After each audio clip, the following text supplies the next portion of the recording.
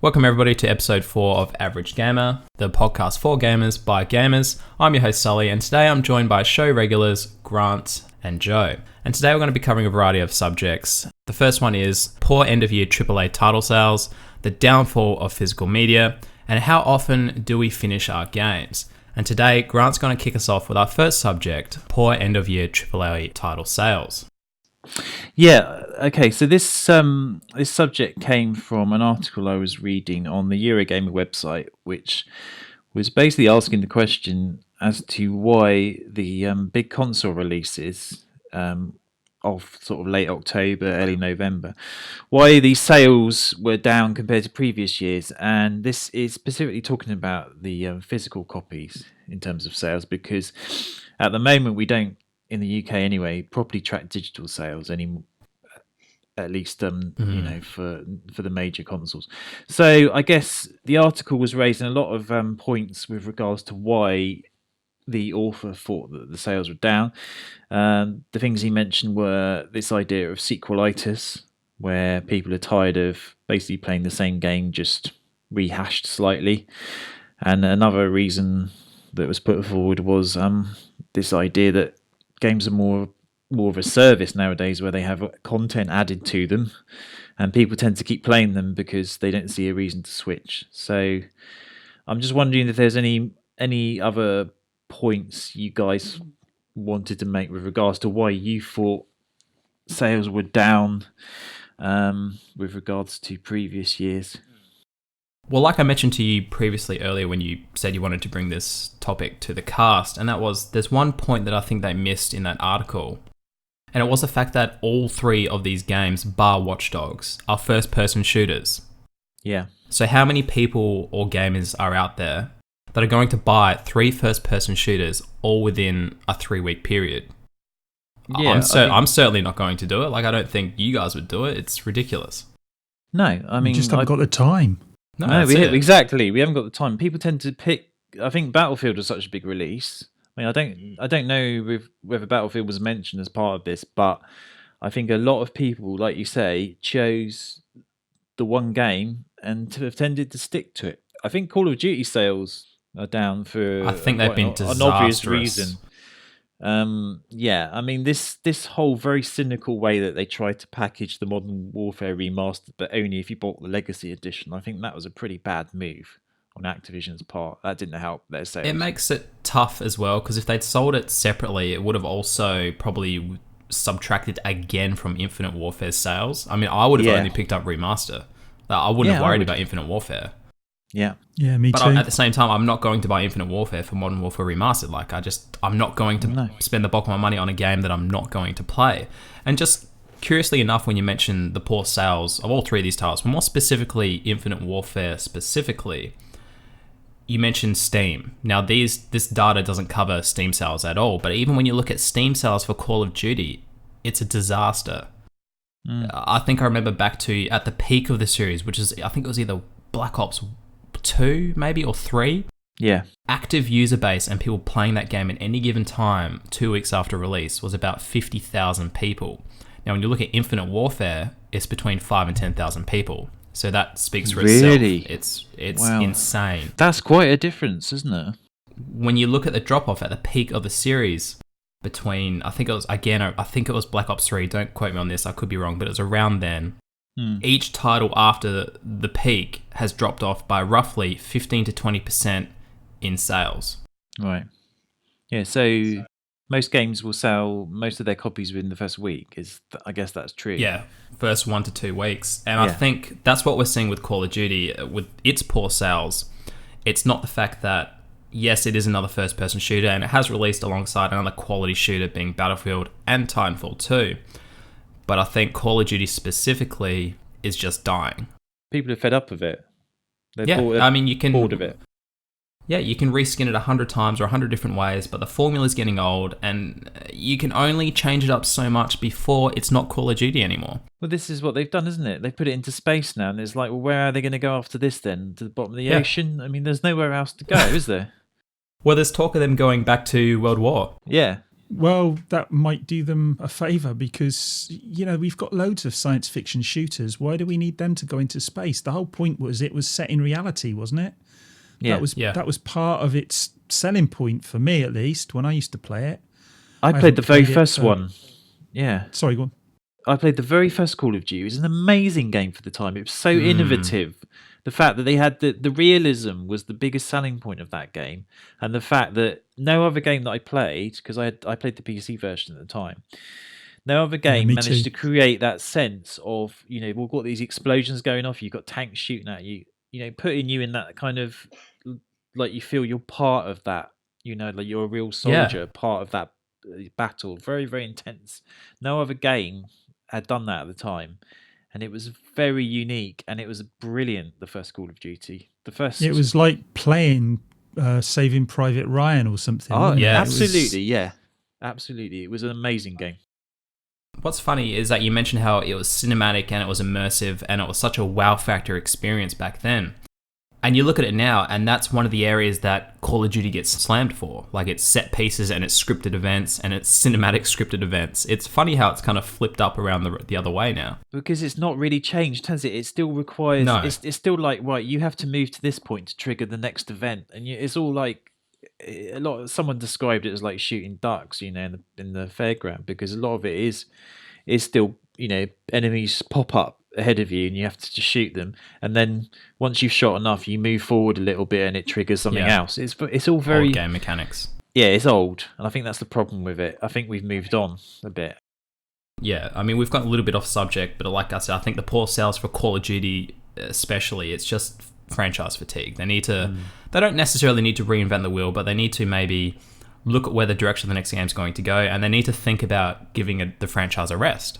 I mean, look at Assassin's Creed, they've given that a rest. Yeah. But going back to what we said previously about, these AAA titles being Watch Dogs, Battlefield 1, and Titanfall 2 selling poorly, I think Battlefield 1's done pretty good. I think that's probably the one title that's done better than the rest. It still hasn't exploded in the same probably sense that they were hoping it would. Yeah. But when you look at Titanfall 2 as well, I think my theory there is, like, in the article he mentioned sequelitis. And about, are there too many sequels? Is this one of the reasons why games aren't selling as well as what they could be? Yeah. And I don't necessarily agree with that with Titanfall 2. I mean, yes, it might play a factor, but I think what's happened with Titanfall 2 is a lot of people missed the boat with Titanfall 1. It came out on the original Xbox. I meant the original Xbox One, to clarify. Yes. And I think it came out at a time where the install base was extremely small. Like, we were probably looking at sub 5 million units. I mean, the system had been out, I think it was 2 months at the time of Titanfall 1's release. So how many people look at Titanfall 2 and go, I'm not quite sure what this is about, because it's been about 3 years. Can't really remember what it's about. It's about giant mechs. Didn't play the first one. And the advertising and the hype campaign for Titanfall 2 kind of got buried in Call of Duty and Battlefield 1, so the information hasn't quite reached everyone as to what exactly Titanfall 2 is, to kind of grab those people that might have missed number 1. They certainly failed in terms of marketing, but I mean, the release date of that game was one of the biggest factors, because it was squeezed between Battlefield 1 and Call of Duty. That didn't help it. Another thing is, you sort of made a point which was raised in the article, which was the reputation of the first game affected the sales of the second one. And what happened to Titanfall was, like, its player base dropped off very, very quickly, if I remember rightly, on the first game. Yeah, and a lot of people were thinking, well, should I bother picking up this sequel, because isn't the same thing going to happen that it did with the first game? And the guy mentioned Watch Dogs, and the first Watch Dogs, and how bad it was compared to what was actually promised by Ubisoft. Sound familiar? Over-promising on a game.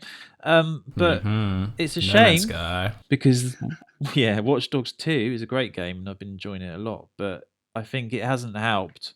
The first game hasn't helped its sales. And then you sandwich that game between two massive franchises, and what hope do you have, really? Yeah. And there was also a certain amount of backlash as well amongst the Xbox community, or shall I say the fanboys, the people who saw it as an exclusive and then got butthurt because it had moved over to PlayStation as well.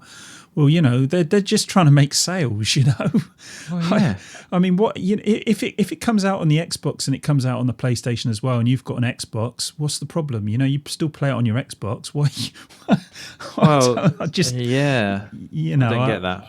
We're about to get some massive fanboy rage right now. I'm going to say something. So if you're a fanboy, I suggest you skip a minute on. But if Halo 6 came out on PS4, I would buy it on PS4 because I prefer that system and I love Halo. I wish it would come out on PS4 because I'd be able to play it then. Without having to spend £250 on an Xbox. I'd buy it on Xbox and then go and put it on my computer and play it via crossplay. Yeah, I don't blame you. Yeah, that sounds about right. You'd spend the first 48 hours tinkering the graphics and then you'd be ready to play it next weekend. Yeah. Next year, more like. This is me we're talking about. That'll be me soon if I end up getting a PC. All right, shall we transition into our next topic, which was actually my topic, and that was the downfall of physical media. Now, I made a video about this earlier in the week, but I wanted to throw it out to you guys because I know you two have slightly varied opinions on this.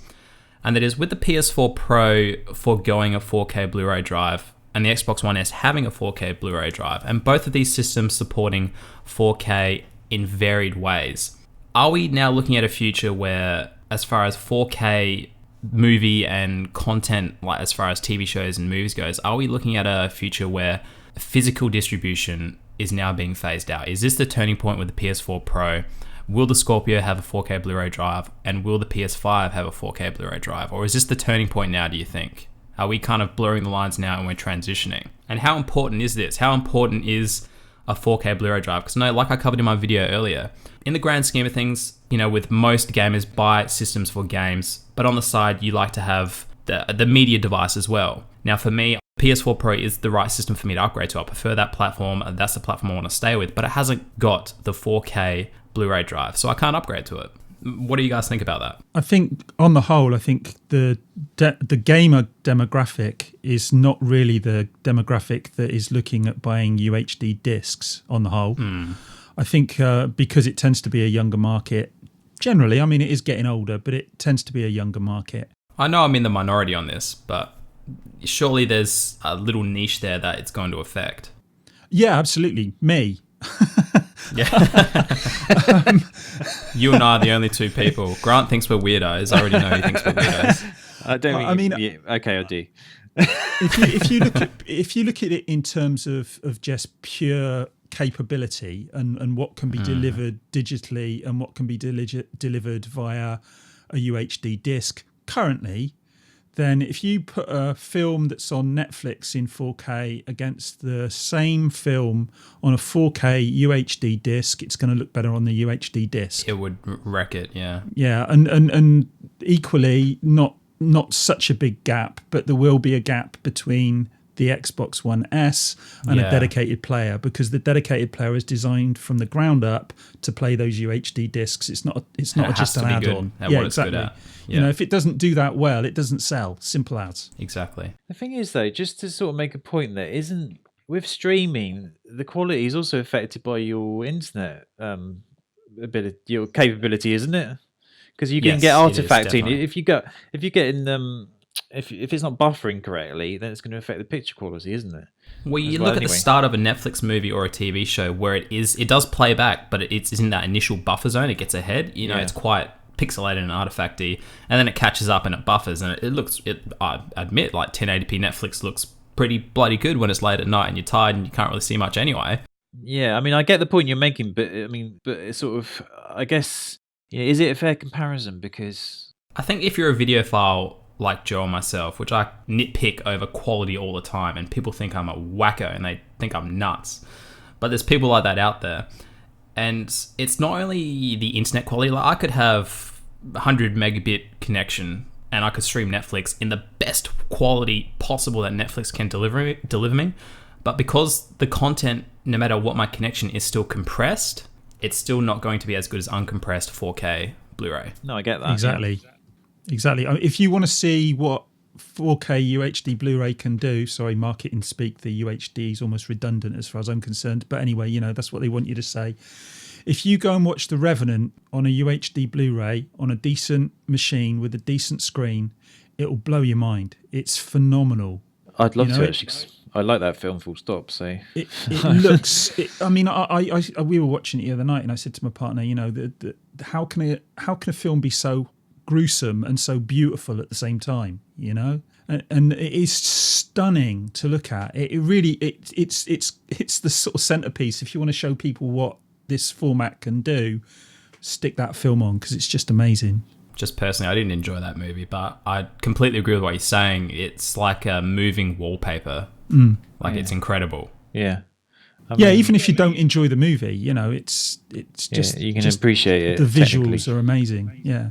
Oh, it's amazing. It's stunning. I think the cinematography in that film. I mean, I'm a bit of a cinema aficionado. I mean, I studied film and all sorts, and I know we're going slightly off topic, but the cinematography in that film was almost perfect in a lot of ways because of the way it was shot, and that really I can appreciate that would really come across if you had something like a UHD quality version of it that you were looking at. I can appreciate that people want that technically superior version, available. Well, it's the best of both worlds, isn't it? I mean, can you have your cake and eat it too? Is it too much to ask for them to still incorporate a 4K drive if it means the systems are going to be slightly more expensive? And I guess we're at the point now where maybe Sony don't think it's worthwhile putting one in because majority of us don't really want it. I don't so think maybe they do. The PS5 isn't going to have one. I agree with that as well. I think you're right. I can't see it happening in the PS5. No, I really can't see them doing that. They'll do it purely on market research. They'll look at the numbers and they'll think, well, how many people are actually going to want this? Yeah. I mean, I compared this earlier to my PC tower. I mean, for years, PC towers, a lot of these manufacturers haven't been incorporating drives in their towers because they've probably done their research and they know a lot of gamers, especially on PC. PC was like the proving ground for digital distribution through Steam. And I think majority of the time people are getting the games digitally through Steam and other means like Origin, and your towers don't need disk drives. I mean, hell, even the publishers that do put out physical media, for example, I just bought Battlefield 1 and I bought the physical copy for PC. It comes on DVD. The PC space didn't even adopt. I mean, yes, you can get Blu-ray drives, but it hasn't adopted Blu-ray as a format. Otherwise, we'd be seeing the games on Blu-rays. So obviously, it's phasing out. Do they have to pay a royalty to Sony to produce Possibly, it? I'd imagine so. Yes. Yeah, maybe that's part of it. I don't know. But it's almost like it's almost the elephant in the room as well as regards to what we were talking about earlier. With the sales down. If you're not looking at the digital sales and you're only looking at the physical sales, well, physical sales have been impacted. Yeah, definitely. Because even if you're the sort of person who likes physical media like me, I see the games. I can pre-order it or pre-download it. Prior to release. And it's tempting, and I don't do it very often. But if I'm thinking about it, and I'm the last person to think about those kind of things, I want the physical media, but I still do buy a lot of stuff on digital. And I do. Yeah, I do.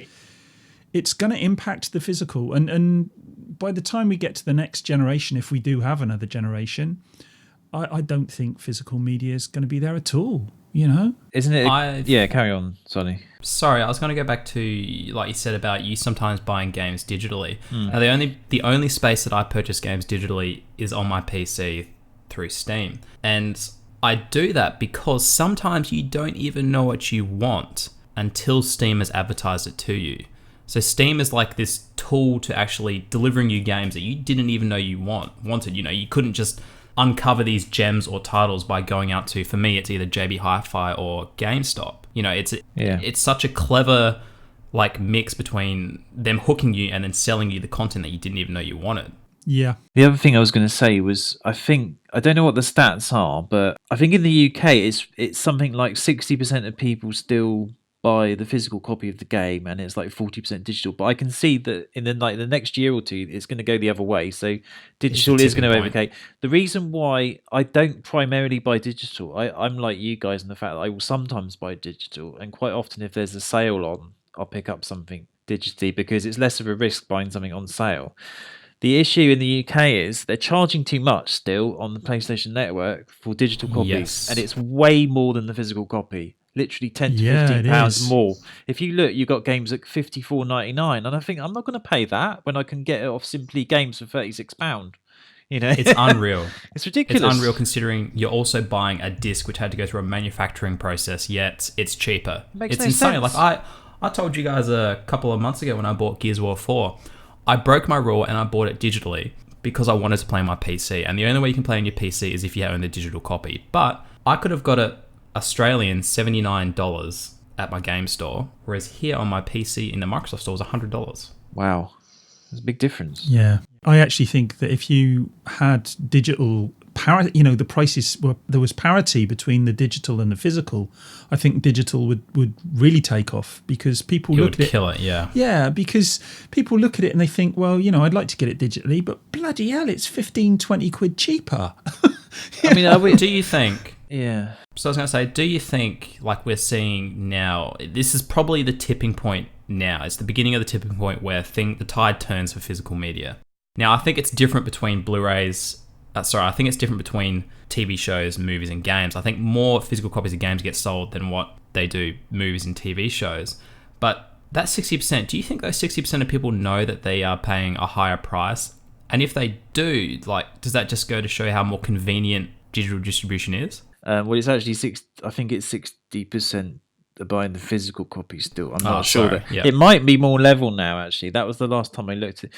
But one thing I wondered if we'd missed, which was the point regarding... I wondered if the reason why the digital copy is more expensive is because there's a reluctance from Sony to put bricks and mortar businesses sort of out of the loop, because they're reliant on them to sell their hardware still. So if they price themselves too competitively against the people that are still selling the physical copies of the game, so in the UK it would be Game mostly, they're virtually the only one left now because they're getting royalty on they're Blu-ray, getting the aren't royalty they? on the, but they're selling these console bundles, they're shifting units for Sony and for Microsoft. I think there's a reluctance for Sony to price these digital copies lower because they don't quite want to kill off that market yet. But there will come a point when it will tip over. It will happen naturally because the consumer will lead it that way, because they'll say, well, we just want the digital because it's more convenient and I don't have to drive 10 miles to the nearest game to buy it. You would think there'd be a reason behind it. Yeah, it can't just be greed, can it? Well, you hope not. I mean, I know that we've got a lot of people discounting physical copies on the internet. I mean, if I'm after a physical copy of the game, I just go to Simply Games because they will cut the game by £10 to £15. So it's a no-brainer, really. To the second-hand market as well. I mean, you'd think they'd be actively trying to more aggressively push digital distribution, both Microsoft and Sony, because especially for a publisher's sake, because it kills off the second-hand market, which is massive. Like that eats a massive profit out of the publishers and Microsoft and Sony. And I think the second-hand market is what is propping game up in this country. Oh, yeah. Because I think without that market, I think they would be I know they're struggling anyway, apparently, because less and less people are buying games in there because they can't compete with the internet in terms of prices. They are, but if you notice now, they've slightly changed up their strategy where they're moving into more hardware, such as secondhand iPhones, iPads. Yeah, they've done phones for a little while, bobbleheads, merchandise, which is smart. You got to evolve. There's a chain of stores in the UK called CEX, which my friend jokingly calls the sex shop. But it's they've done that for years. They've had that model where they will sell just secondhand games, just secondhand phones, etc. But they actually give you a really, really good price for a secondhand copy of a game. Say for instance, a game sold at like £45. If you took it to CEX, they give you something 38 quid for it. And you would never get that anywhere near that price in Game. Game would give you literally half of that. So, it's a very big market, the second-hand market, and I think it has a bearing on the shape of the way industry's going, doesn't it? Joe, do you want to take us away with your topic? And that is, how often do we finish our games? Yeah, well, I've been thinking about this a little bit, and I basically don't finish very many games at all. Over the years, it's become less, actually, and I think of the ones that spring to mind that are the most obvious would be the original Deus Ex, which actually the reason I never finished that one was because my computer died on me, and I was about... I suppose I was about 95% into the game at the time, and my computer went down and I never got the save file back, so I never finished that one. Fallout 3, I didn't I didn't finish that either. I got to, again, I was about 95% into that, and we moved house, and I've never gone back to it since. So, there's loads of games, and certainly sports games and stuff I never finish. Racing games I virtually never finish. But it's not because I don't want to. I sit down, I want to finish the game, but then something new comes along and it's all shiny and I'm off to the next one. And I just wondered if that's just me or whether that's something that's common within gaming. From what I can gather, it is fairly common. And I just wondered what the situation is with you guys. I was going to say, personally, for me, it's genre specific. If I buy an RPG, unless it's, I know from the get-go that this is the bee's knees, I'm going to destroy this game. Like Red Dead Redemption 2 that's coming out, I know I'm going to destroy that. And in the past, it's been Mass Effect. If I buy an RPG because I'm curious or I kind of like it and I'm interested in it, chances are I'm not going to finish it. Yeah. And I very rarely do that. Like, very rarely will I make the jump and buy a game like that, because in the back of my head, from experience and past experience, I know that I don't finish these games, so I don't do it anymore. But with titles like first-person shooters or shorter, more refined experiences that I've had my eye on that I'm excited about, I'm more likely to take a chance on them because it's a shorter experience and I know I'll probably get through it. Yeah. I understand that. I think I was going to say something similar in the sense it depends on the genre, but I suffer from the same thing as you, Joe, in the sense that I can get quite a way through a game, and in fact, it seems to be more of a problem I found this year than last year. When I first got the PS4 in 2015, I found I was finishing more games than I am this year. And my problem this year is I'm playing games like Overwatch which don't have an end, and because they're taking up a lot of my gaming time, other games which do have an end, I'm sort of getting over halfway through and then I'm going back to Overwatch and I'm not finishing the other game. So the way that I'm distributing my time in terms of playing games, I mean, I have finished some games this year, but it's way less than last year. I mean, I've finished narrative-based games like The Walking Dead Season 1 and 2, I think I've finished this year. I finished Deus Ex, Mankind Divided. I finished Tomb Raider. I finished Uncharted 4. But I still have a lot more unfinished games compared to ones that I've actually completed. And it is partly because my attention gets drawn to something shiny and new, like you were saying. Yeah, that's it. But also because I'm playing games which are like a service, like Overwatch, which just keep having new content, and because all my friends are playing it, I tend to sort of join them, So sports games you mentioned, I mean, they sort of don't really have an end. I mean, FIFA doesn't have an end. You just sort of keep playing it until you get bored. That's true, yeah. And that's slightly different again as well, because sports titles you can ground in real world. Like, chances are you're a fanatic with football, Joe, and you've got the hook already there before you even buy a FIFA. Yeah, I wouldn't describe myself as a fanatic, but yeah, I do.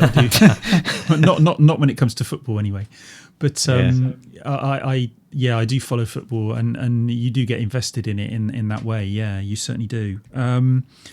I find, same as you, Grant, the games I tend to finish are sort of narrative-driven games. Obviously, they would be the ones. And often as well, it's to do with the length. I find because now I haven't got the time to... I mean, we've touched on this before. Yeah. But I haven't got the time to play through a game that's going to take me 50 hours. I just haven't. And often, because I'm playing it like an hour at a time, sometimes half an hour at a time, I find that I'll start playing through it and then I'll get distracted. And you lose track. Yeah, exactly. You lose track of where you are. You forget what the control layout is or whatever. And you pick up a new game, you start playing it and it's more familiar or whatever. And you want to go back, but you just don't. You end up not going back to it.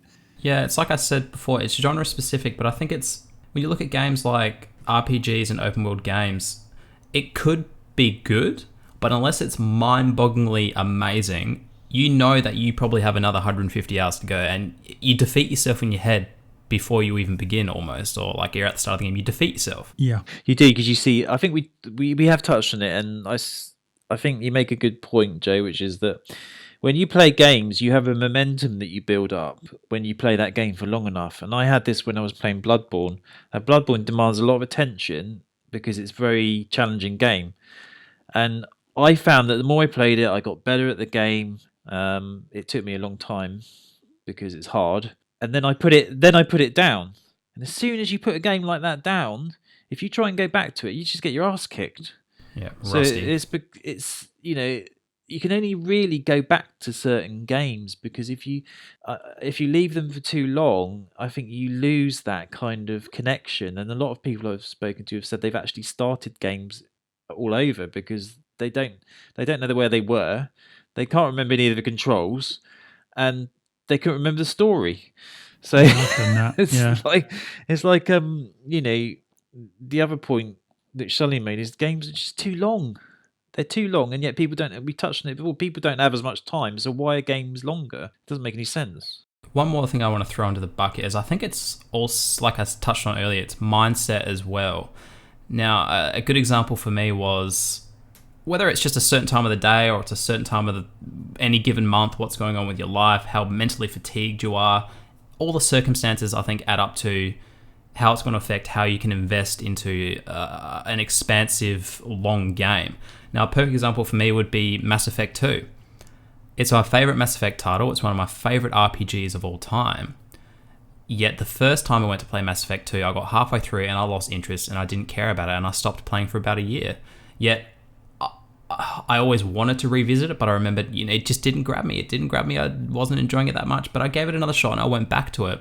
And it's become, from the get-go, from the second time I started playing that from the get-go, I thoroughly enjoyed it and I loved it from start to end. And I think it just comes down to where my mind was at the point of the year or month or day that I was playing Mass Effect 2. It just comes down to mindset, whether you can stay engaged. It's not maybe necessarily the game. It could be a personal thing as well. I was just going to say, I've done that with books. I've picked up books and you read the first chapter and you can't get beyond it. And then you pick it up a year later, sometimes 5 years later, and it just grabs you. And it sometimes it depends on your mindset at the time, as you've already said. And if you're ready for that game at that particular time, if it's the right thing, sometimes it's an emotional thing. If the hook for that game is right for you at that time, and it will hook you in, and then you want to play it. I don't think that's unique to games necessarily, as I've said.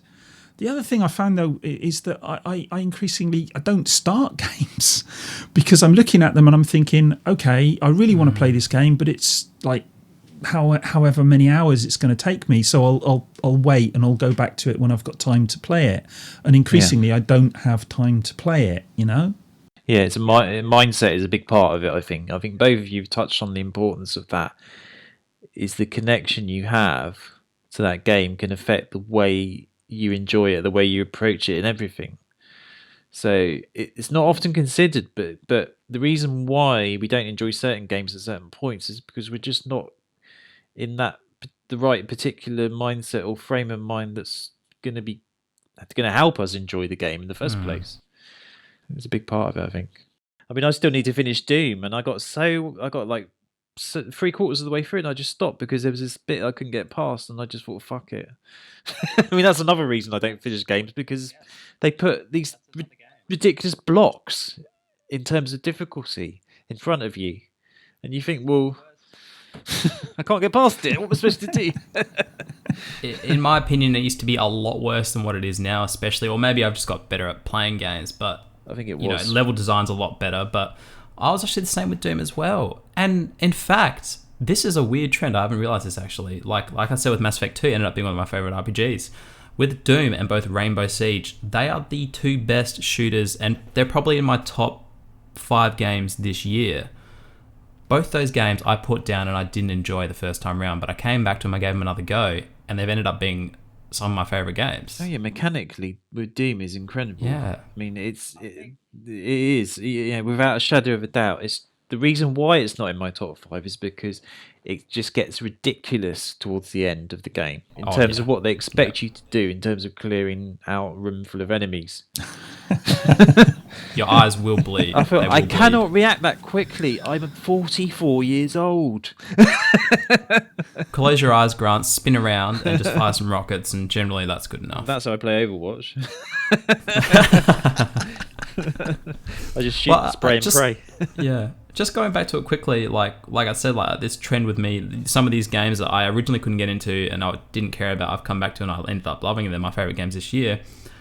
It makes me wonder whether maybe have we as gamers gotten a little bit lazy? You know, if we can't get into it immediately, we give up because we don't quite get the game mechanics, or it's a little bit too challenging, and we get frustrated and we lose our mindset and our track, and we just give up. You know, whereas especially with Rainbow Siege, it's such a technical, tactical shooter that at the beginning I was getting creamed and I wasn't enjoying it, and I threw it away and I didn't touch it for months, and I came back to it and I went hard at it and I got into it, and now it's my favorite game. Whereas the same as Doom, like for me, Doom, in my opinion, the game started off a little bit slow. Like it took a little bit long before you could get your shotgun and your other weapons and all that. But Yeah, I kept hitting these roadblocks in level progression. Like I wasn't quite getting the mini map. I wasn't quite getting like how to open areas, and I was getting lost in the maps, and I threw it aside. But then I came, and then I came back to it and I went, all right, let's forget about the map and I'll just follow the waypoint. I started following the waypoint around like a carrot on a stick, and I loved it from there on out. Doom was one of those games where I could play it for 2 hours on an evening, and I'd make like the minute amount of progress because I'd be repeating the same room over and over again. I'm thinking, how am I going to clear this room? You know, someone described it as one of the designers was influenced by Pac-Man because he said that it's like an arena. Basically, he wanted to create this arena which is like Pac-Man, where you're being chased by all these enemies, and you can only make a certain amount of movements in certain directions in order to, and it was quite interesting actually. I never thought of it like that, but when I looked at it, I thought, yeah, he's right. You know, it is like that. You're stuck in an arena and you're forced to adapt in order to survive. For some people, I think because of the way we play games, and I think you did make that point, Sully. The way games have evolved, we're very used to having our hands held when it comes to, completing levels or completing areas. And Doom just throws that out the window. Doom says, well, go on, get on with it. Go on, then let's see how good you are. Let's see how long you can survive.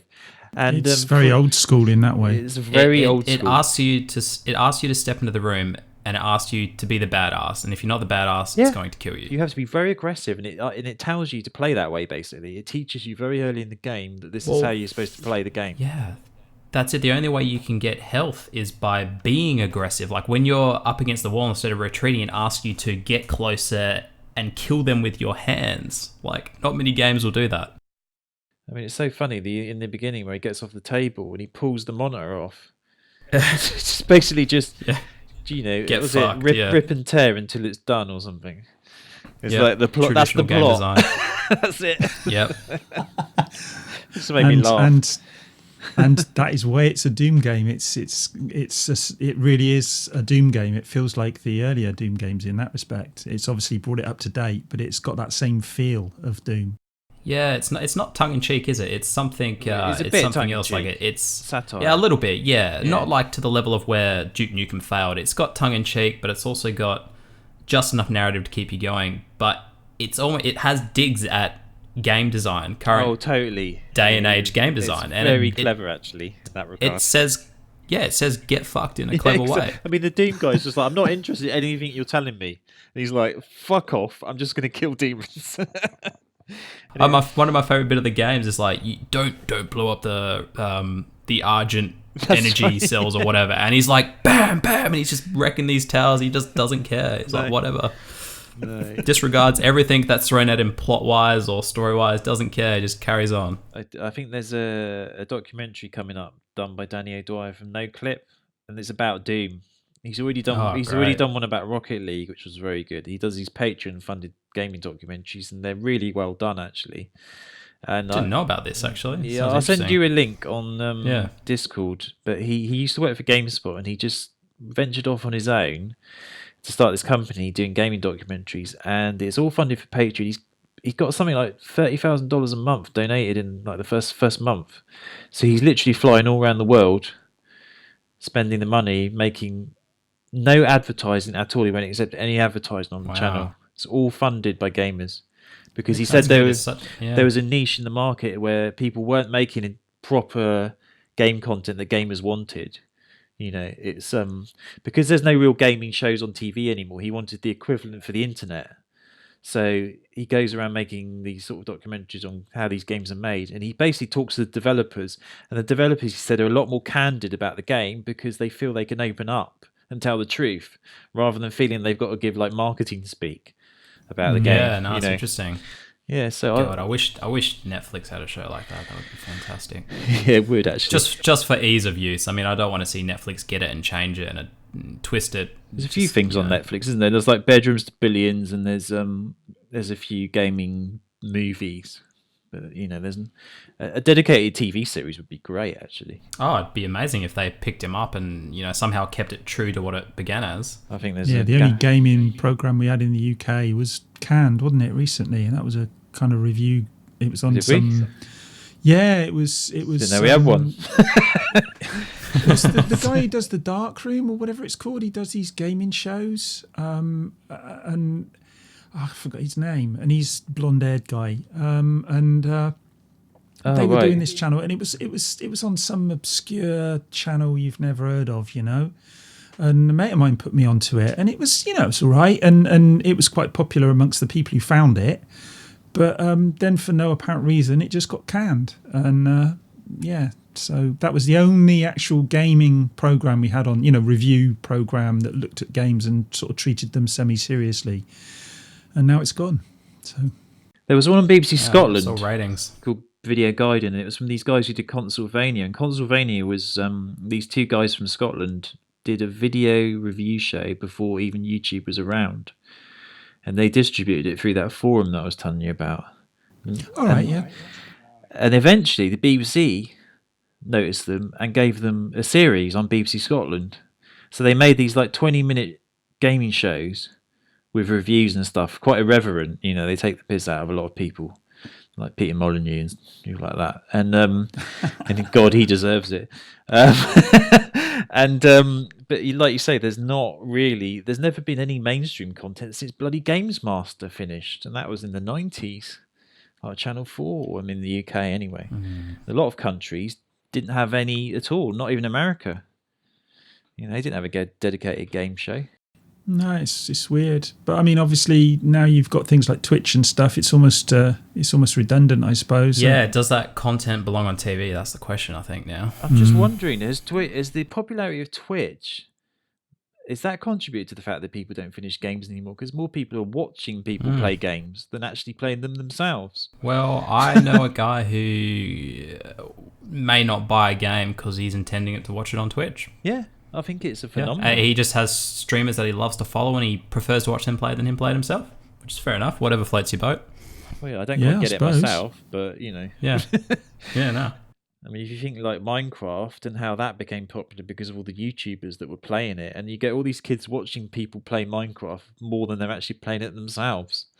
So it's like yeah, I guess when like you're watching streamers, and let's just say you're watching them play through a popular new video game, I guess it becomes a entertainment value package, doesn't it? I mean, you're interested in the game, you want to see how the game unfolds, you want to see how the story unfolds, but at the same time, you're getting this added value of either comedic or interesting commentary while this person plays through. It's a unique value package, I think. Yeah, I don't quite get it with when people watch narrative-based games though, because it completely spoils them. I mean, I can understand it when people watch someone playing like a first-person shooter that's competitive. I mean, I'll watch competitive Overwatch through Twitch if there's like one of the pro teams playing, for instance. But I wouldn't personally watch a game where you could spoil the whole thing. Oh, no, neither would I. But I guess these people that do watch these narrative-driven games on Twitch, that's where they're intending to consume the story. They're not intending to play it themselves. Yeah. No, I think you're right. I think there are people that are doing that because if they can't afford a game, I mean, a lot of kids would probably do that, I guess. There's I don't know. There's a different mindset as well. I think in the sense that we consume games in one way, but kids now are looking at games in a completely different way. I watch my kid, and he will sit. If I let him, he will literally sit for hours with the iPad on his lap, watching videos on Minecraft and things like Slither.io, something he plays, and Roblox, which is another one that the kids love. And they will sit for hours watching these things. And then when he's not watching it, he's playing it. And I could literally, if I let him, he would sit there all day and do that. Yeah, absolutely. Yeah. Well, that's it. Like these guys that do play Minecraft and all that, and these other games, especially these creative environments like Minecraft, is that when you're watching these guys on YouTube, they've spent so much time with the game that they can dive into the game and expand upon the game and do things that go beyond what you're capable of doing in the game yourself. You know, it's not necessarily a lack of imagination, but the streamer's experience with the game means they open up more doors and avenues that you can't experience yourself in that world. Well, they're experts, aren't they? And that's the reason why they're popular, is because, you know, I mean, they're experts at the game. They offer something, like you say, above what the average person can offer. And that's why they've built a following, you know, and that's how they get popular. So it becomes, you know, it makes a lot of sense. You know, I understand it as a phenomenon, but on another sense, I don't understand why people would sit. I mean, I can watch a lot of videos on YouTube, yeah, but I personally wouldn't sit down and watch someone play through an entire game on Twitch. No, you know, no, it's something you can't pause, is it? Like, no. You know, when do you stop? You don't know how long you're strapping yourself in for. Exactly. When do you take toilet breaks? Yeah, you know, I certainly don't play games like that anymore, so I wouldn't watch it on Twitch. You know, I take regular. But you know, breaks there's a from whole group of people out there who never watch television, never read a book. They just play and watch games. That's their entertainment. And you know, it's not my thing. I love playing games, and to some extent, I'll watch people playing games as well. Especially sort of competitive tournament stuff's quite interesting at times. But you know, I couldn't sit there and watch it for hours on end. I'd lose the will to live personally. But I wonder if it's maybe a generational thing. I don't know. It's, you know, I think it could be. You know, we're all the wrong side of 25, I suppose, in that sense, and I'm rather too far the other side of so 25. am I. Yeah, so yeah, guys lump me. You guys just, I see what you guys did. You just lump me in the same category as you. That's exactly right. There you go. Damn you guys. Yeah, exactly. You're with us now. You can't. You are now officially old. Yeah. At least I've still got my reflexes, Grant. Yeah, you got me on that one. Can't argue with that. Yeah, I think it is a generation thing. I mean, I think kids don't really watch TV traditionally anymore. I mean, by the sounds of it, I think it's the norm, like you say, to sit and watch videos on YouTube. And YouTube has kind of taken over. YouTube and Twitch have very much affected the culture of gaming in a big, big way. I mean, you know, we all know that because we've all got YouTube channels. So, you know, we wouldn't be doing it. Shall we wrap it up, guys? Yeah. Yeah. Awesome. All right, guys, thanks for watching episode 4 of Average Gamer. And as I just mentioned, go check out our own channels. We'll have links down below in the description for all of our channels. And please remember to tune in next fortnight for episode 5 of Average Gamer, where we will once again be bringing to you cherry-picked topics that interest us. As always, guys, thanks for watching. Have a good one, and we'll see you next time.